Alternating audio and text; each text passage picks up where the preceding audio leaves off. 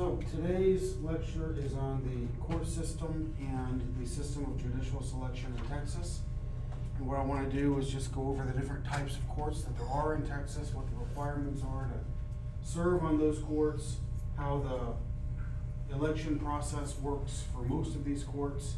And then I'll conclude with several short videos from a former Supreme Court Justice named Wallace Jefferson, talking about what he thinks is wrong with our system and how he would recommend fixing it. And there will be several questions for review based just on his videos on. But the videos are embedded here so you can see them on Canvas afterwards if you miss anything during the lesson. Now, the last topic I really wanted to focus on was judicial selection in Texas. So, trial court judges, with the exception of municipal court judges who are often appointed, the JPs, the district court judges, the county judges are elected in partisan elections for 4-year terms. And appellate court judges are elected in partisan elections for 6-year terms. This means when I go to the polls in November, I'm going to see all sorts of judges, judicial contests, right? I'm going to see contests for justice of the peace, contests for the state Supreme Court and the state criminal court and the appellate court for my region, the district court, the county courts for my region. Lots of judicial contests are going to be there that I can vote for. And there will be, when it says partisan, that means the candidates are labeled by party. So you'll know if it's a Democrat or Republican or something else. One criticism of the system of partisan elections is that it makes campaign contributions a part of the judicial process in a way that maybe they shouldn't be. So judges have to win the nomination in their party primary, and then win a general election, which means judges have to campaign for office in Texas. And the majority of their campaign contributions come from businesses, lawyers, and lobbyists who have cases before the judges. There was a study in 2006 by a group called the Texas Republic Justice, and they said that the Texas Supreme Court is more likely to hear cases filed by large contributors. They said that the court only hears about 11% of all the petitions that are filed before it, but they're 7.5 times as likely to hear a case if it comes from someone who contributed $100,000 to their campaign, and 10 times more likely if they contributed $250,000.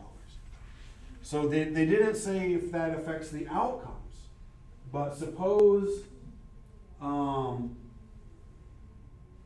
involved in some business, oil and gas, whatever it might be, anything, or I'm just a lawyer. Suppose I'm a lawyer, and I've got an important case that I'm trying to get the Texas Supreme Court to hear. Right? I want to appeal to the Supreme Court, and I want them to take the case. If I donate $250,000 to one of their campaigns, I'm 10 times more likely for them to hear my case than otherwise. So that seems to affect the state of justice in Texas. Now, there are other methods of judicial selection around the country than ours. Ours is number one, partisan election. Judges here are elected by the people. Candidates are listed on the ballot alongside a label designating the political party affiliation. But we could have these other methods. We could have a nonpartisan election. This is where judges are elected by the people and candidates are listed on the ballot without a label designating party affiliation. Or we could have something that's called the Michigan-Ohio method. State Supreme Court justices are selected through nonpartisan elections, preceded by either partisan primaries or conventions. So kind of a combination of partisan and nonpartisan.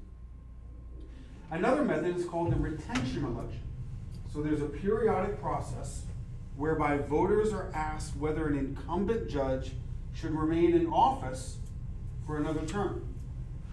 Judges are not selected for initial terms in office using this method. In other words, every 6 years, each of those 9 justices would be up for re-election. But you would just go to the polls and say yes or no on that judge. It wouldn't be that judge versus somebody else. It would just be, do you keep this judge or not? Fifth, there's an assisted appointment, also called merit selection, sometimes called the Missouri Plan. Here, a nominating commission reviews the qualifications of judicial candidates and submits a list of names to the governor, who appoints a candidate from the list. So the governor appoints someone, but a commission decides who's on the list of people that can be appointed. Last, direct appointment. Judges are appointed by the governor, sometimes with approval of the state legislature, or judges are selected by the state legislature. So there are many people in Texas who don't like our system and think we ought to use one of these other systems instead. And the Supreme Court judge I'm going to show you in a minute is one of those people. I put this together just as an overview of the requirements to serve as a judge in Texas. Notice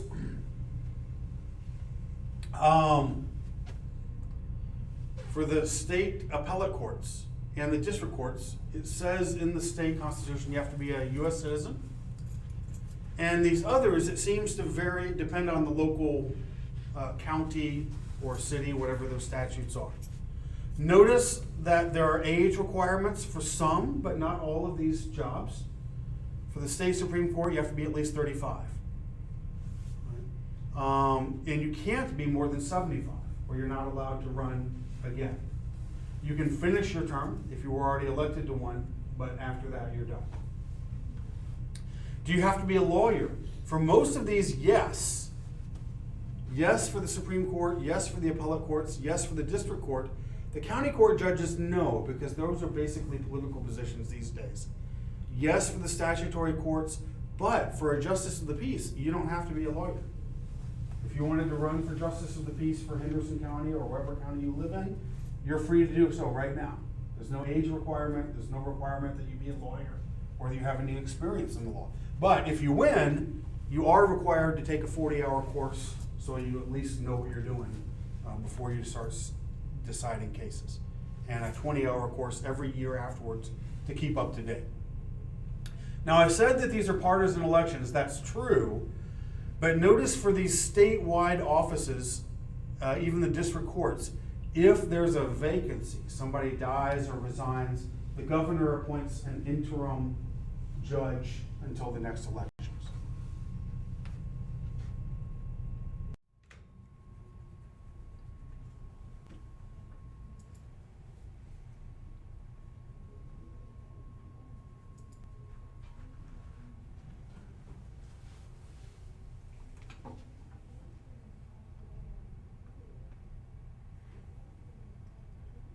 I think it works for the wealthy. It works for corporations and people who have enormous resources. It works generally for the government who can come into court because their litigation is supported by our tax structure.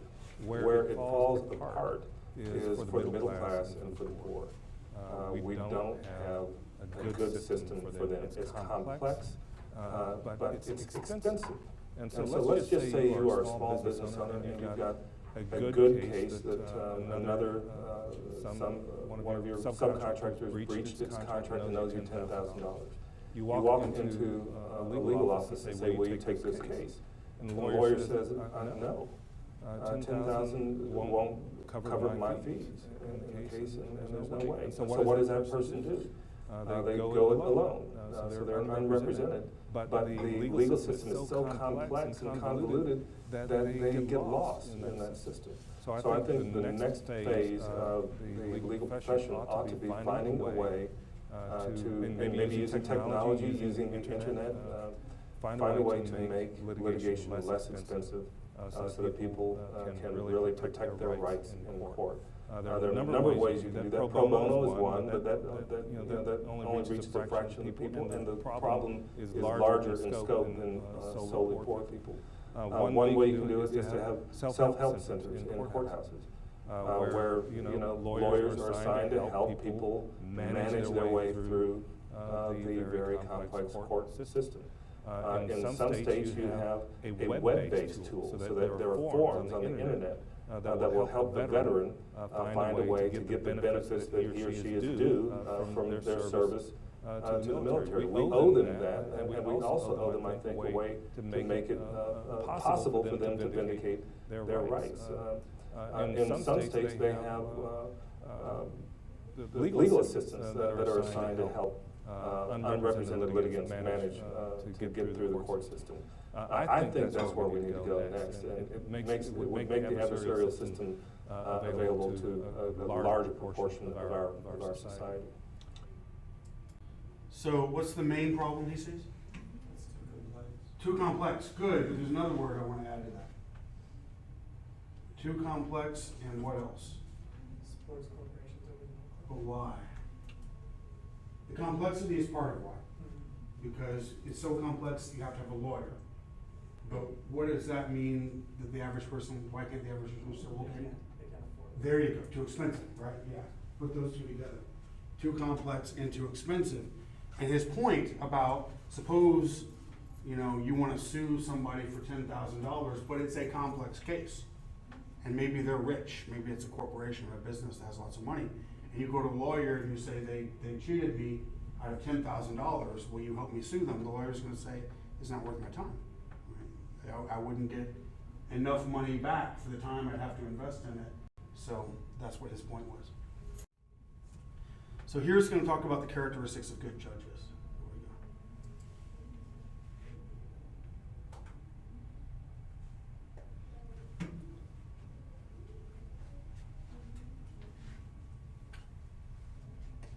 go. A good judge, number one, I think, is hardworking. A judge that will read what the lawyers present, a judge that will study independently what the law is, and do his or her best job to get it right. If you're hardworking, that's about 90% the battle. You need to be smart, you need to have the qualification, but you need to put the work in. The other is to come with no agenda. Now, obviously, I handled cases before I came to the court, and I had certain ideas and views about the law. But as a judge, I thought it was my duty to look at both sides fresh and come to an independent determination of whether one side or the other has the better presentation of the law. So impartiality, hard work and impartiality. And then, of course, the strongest of ethics, that you will judge a case independently, impartially. You're not going to be influenced by money or the identity of the party in front of you, but focus your attention purely on the facts and the law, and you give it your best shot. And you've got to be, in some cases, courageous. There are cases that require an outcome that will be unpopular to the public. That is just the way things work. The statute perhaps is unpopular, but it's constitutional. So the job of the judge is to enforce that statute, even if the public is going to be upset at the result. And it takes a lot of stamina and integrity to get that done. Okay, hardworking and ethical. And he's right. If you make a judgment that angers the wrong people, you can lose your job. I saw a case in a Dallas County court a little while back, where he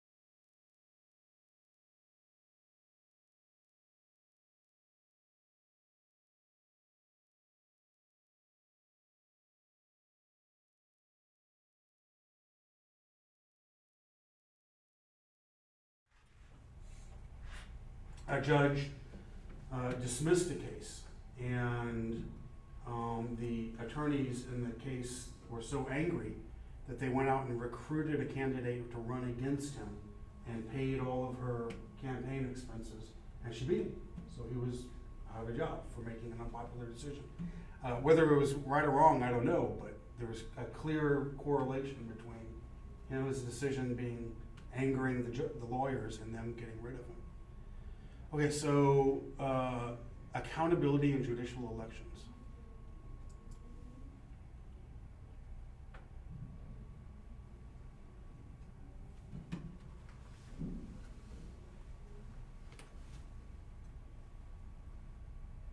I'm a big fan of accountability, and judges are no different from state representatives or senators or congressmen. They need to be held accountable, and the public should play a role. Here's the problem with that, is the accountability philosophy fails in big judicial elections for statewide office or for big counties. This is what a voter sees when they walk into a voting booth, say in Harris County, Houston. They'll walk in and there will be 50 judges, judicial races that they have to vote in. So they're turning page after page. It's Smith versus Jones in the 131st District Court, and Johnson versus, Gutierrez in the 231st. And so they just see names on the ballot. And they have really no way to understand whether the individuals in that race are qualified to serve. So what do? Increasingly, what they do is vote by party. They'll either vote for all Republicans or all Democrats in a straight ticket vote, which is a horrible thing for judicial races, because party affiliation doesn't say anything about whether you're qualified to be a judge. And if they don't base it on party affiliation, well, they base it on the sound of the name. Jefferson, that's a good name, it's a good ballot name. I thank my parents every day for that. But if you have an ethnic sounding name or one that's hard to pronounce, most voters won't vote for that candidate. They'll vote for colors are good, brown, a green, a white. Solid, Johnson, those votes, they'll get those votes, and they won't vote for the other candidate, who again may be much better qualified. And if they're not voting based on party affiliation or the sound of their name, the most influential contributor to the vote is how much money that candidate has spent in the media, on TV and radio, in the newspapers. And I'm here to tell you, that it's a marketing thing. When I did an ad, I wanted to look good, to be appealing, to have people want to vote for me because I'm a nice guy. Again, that says nothing about my qualifications as a judge. So the most important features in a judicial race are your party affiliation, the sound of your name, and how much money you've raised. That says nothing about whether you are an independent judge, whether you are smart, whether you work hard, whether you have good ethics. And so voters are voting based on factors that are incompatible or at least irrelevant to your merit. So what do voters vote on? Party? Are you a Republican or a Democrat? Do they like your name? And was enough money spent on your campaign so they've heard of you before? Not whether or not you're a good judge. Why not because of whether or not you're a good judge? Because they've never even heard of you before, right? They don't know who you are. In most cases, the vast majority of the cases.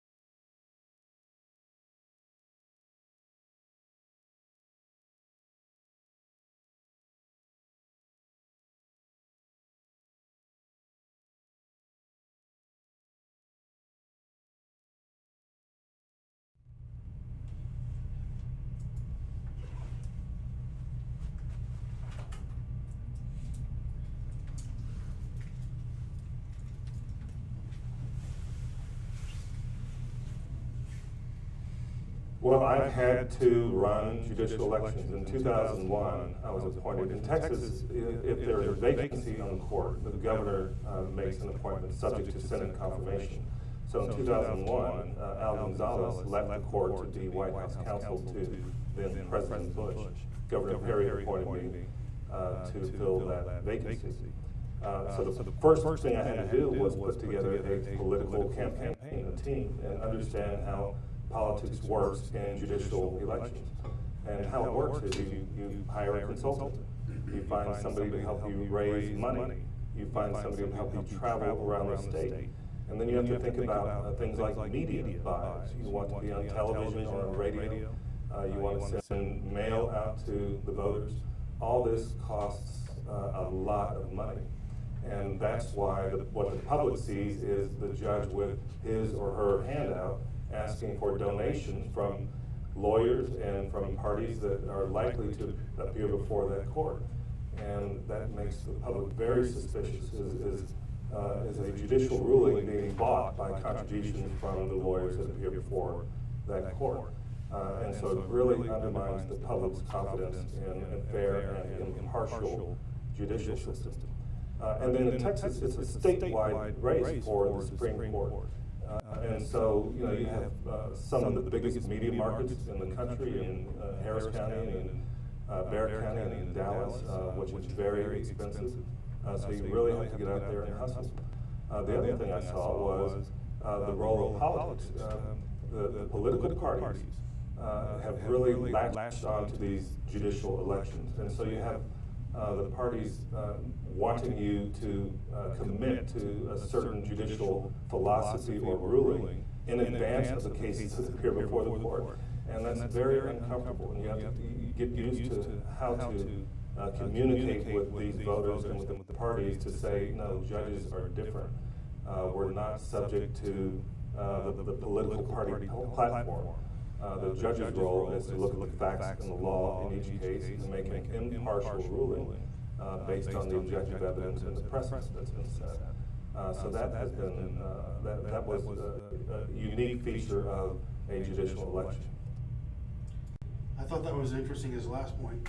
So if you're a Republican, like he was, or is, then his party members expect him to be a good Republican, not a good judge. In other words, there's a little bit of a conflict there. As a judge, sometimes he's supposed to be neutral, but the party advocates, they don't want you to be neutral. So I thought that was interesting.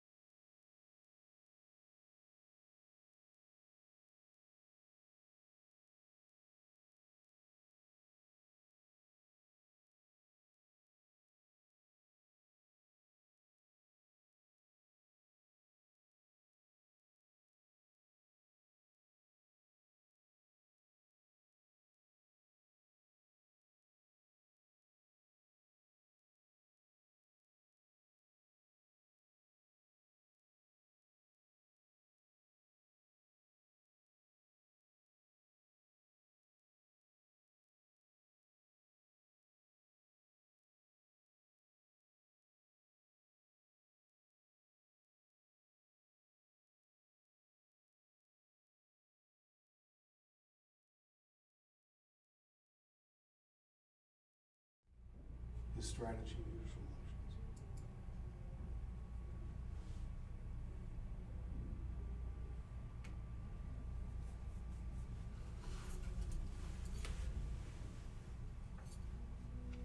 elections. Yes, I had no idea. It's a full-time job, and you really have to think in a sophisticated way about how do voters come out and vote. So I remember in 2001, I had a Republican primary challenger whose name was Lee. So it was going to be Jefferson versus Lee in a Republican primary, and Jefferson's African American, and you have to think, how's that going to resonate? And so we we found the areas of the highest contested political races for state rep or city council, or where would the voters come out to vote around Texas, and that's where we did our media buys. That's where we did the mail outs. So you have to become politically astute. In 2008, as I said, Barack Obama was on the ballot. African American voters were coming out in great numbers, and so my advertisement focused. I bought a lot in Harris County, and the advertisement went like this. It started, Wallace Jefferson, the descendant of a slave who was owned by a Texas judge. Today, he's Chief Justice of Texas, only in America. That's how it started. And what I was trying to do was borrow from Obama's theme, let the African American voters know, we didn't know we had an African American Chief Justice that we can vote for, and so I was trying to get votes to come over from the Democratic side in the general election to vote for me. These are the kinds of things that you think about. It's marketing, it's how much money you have, it's what sort of contact you can make with the voters, and only tangentially is it, I have experience as an appellate advocate. I've got the endorsements of the newspapers, and here's my experience in private practice and on the bench. That's really a tangential part of the campaign for judicial office.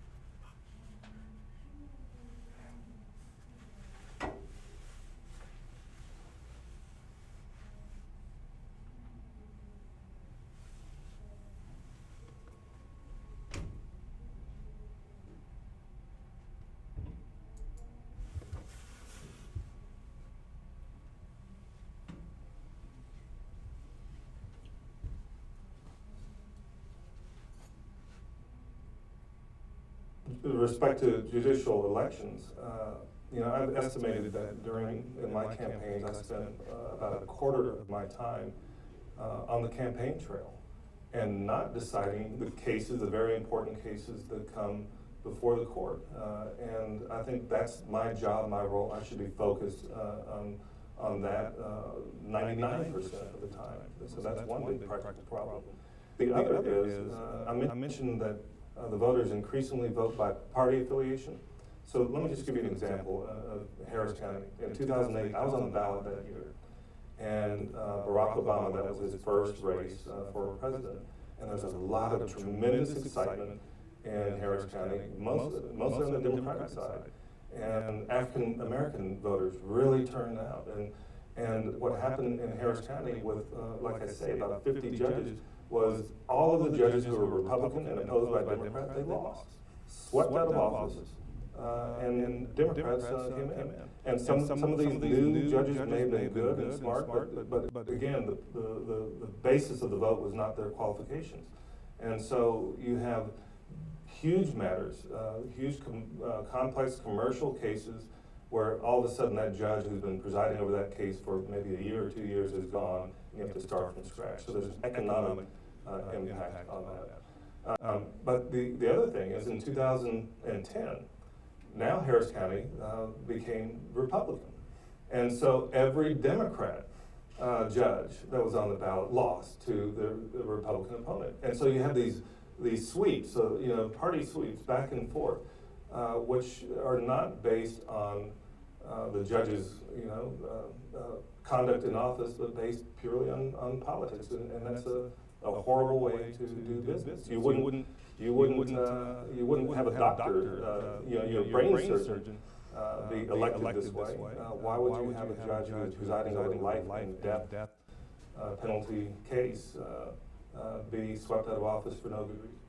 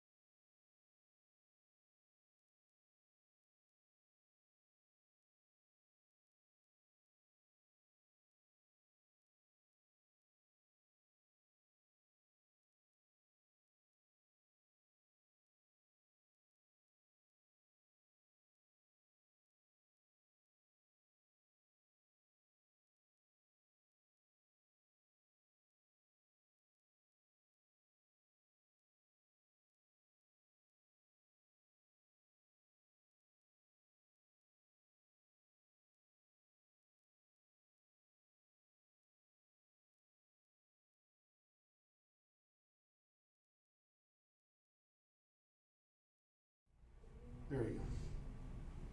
Here are his proposals for changing the system.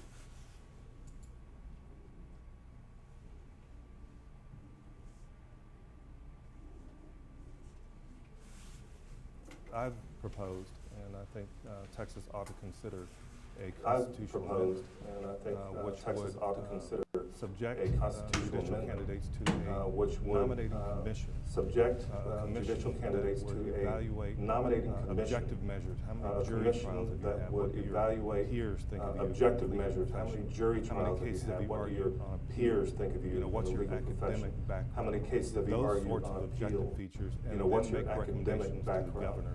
Those to sorts of select from a objective list, features, and then make recommendations to the governor And then to select from a accountability list side, that the have commission that presents judge to the be governor. subject to And then on the a retention accountability side, election, which would have be an that up or judge down, be subject to nonpartisan a vote of the retention electorate. election, which would be an And that up or way, if down, there's a judge who is nonpartisan lazy or bad vote or of the corrupt, electorate. the And that way, voters, if there's a judge can who is hold that judge lazy or accountable bad or corrupt, and elect the not to voters retain that judge can in hold that office. judge accountable And I think that's and about the elect best we can not do. to There are retain politics that judge everywhere. in You can't office. take it completely out of the And I think that's system. about the best we can do. But There are this sort politics of everywhere, you procedure, I can't think, take it would, completely out of the give us our system. best shot at But having, this sort of procedure, I qualified think, would candidates, give us our qualified best shot judges. at having qualified candidates, qualified judges on the bench. Okay, so I'm not endorsing his idea, I just thought it was interesting to hear. All right, that's it for today. I'll see you on Thursday.